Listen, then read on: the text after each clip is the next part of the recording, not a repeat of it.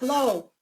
Today I'm going to talk about how issuing common stock affects the balance sheet and talk about the differences between par value, stated value, no par stock. Whether a company has a par value for stock or a stated value for stock or that it is no par is totally dependent on which state in which the company was incorporated. So there's no magic about whether they have one or the other. Some states have par value, some have stated value, some have no par. Depends on what the company did when they incorporated.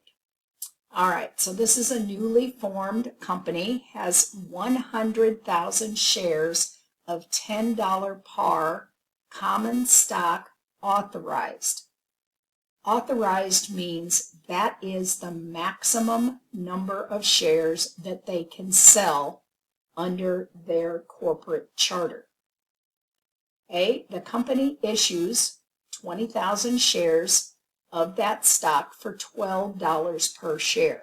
So they have 100,000 shares authorized, and now they are issuing 20,000 of those shares. They are selling those shares for $12 per share.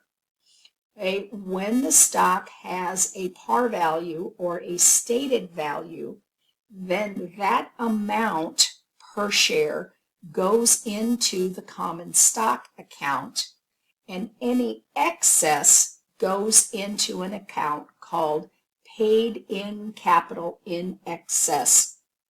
So PIC in excess, paid in capital in excess. So the 20,000 shares sold at $12 per share gives you $240,000 is the cash that they received.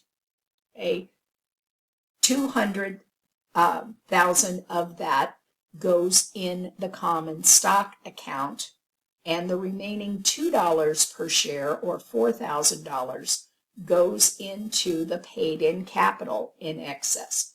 This is also a stock equity account.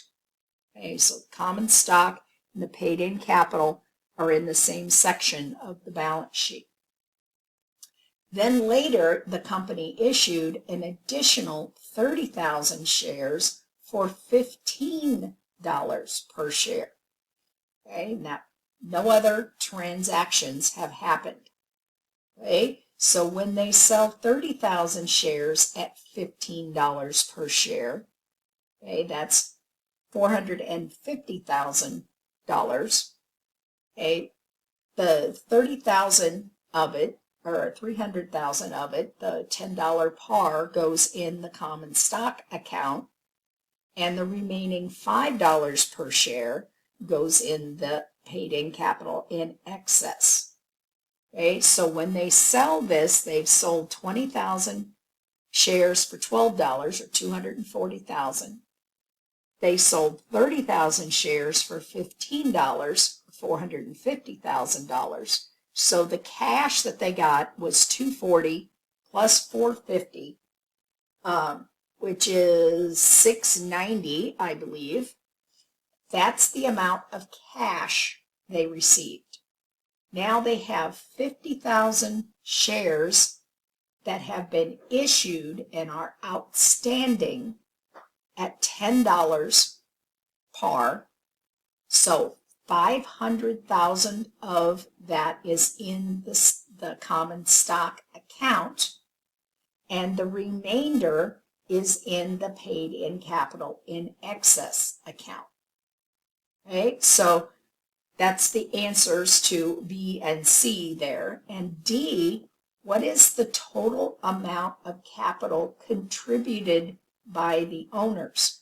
The capital contributed by the owners includes both the common stock and the paid in capital in excess. So that total amount is capital contributed by the owners. Total assets that would be reported is the total cash that was received. The $690,000. Thank you.